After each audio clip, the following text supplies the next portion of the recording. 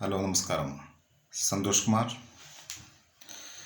November 2024 കേരളത്തിലെ ഉപതെരഞ്ഞെടുപ്പിൽ വയനാട് മണ്ഡലത്തിലെ രാഹുൽ ഗാന്ധി രാജിവെച്ച സീറ്റിലേക്ക് പ്രിയങ്ക ഗാന്ധി മത്സരിക്കുകയും 4,10,931 വോട്ടിൻ്റെ ഭൂരിപക്ഷത്തിൽ ആദ്യമായി പാർലമെൻറ്റ് സഭയിലേക്ക്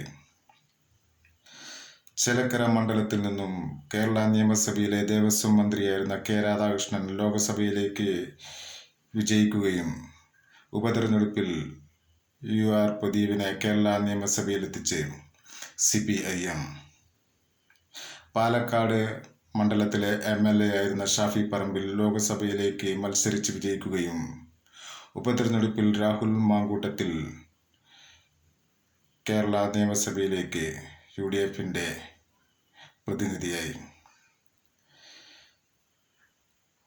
കേന്ദ്ര സർക്കാർ ഒരു രാജ്യം ഒരു തെരഞ്ഞെടുപ്പ് ആശയം മുന്നോട്ട് വെക്കുമ്പോൾ കേരളത്തിൽ 5 വർഷത്തിനുള്ളിലെ രണ്ടാമത്തെ തെരഞ്ഞെടുപ്പ്.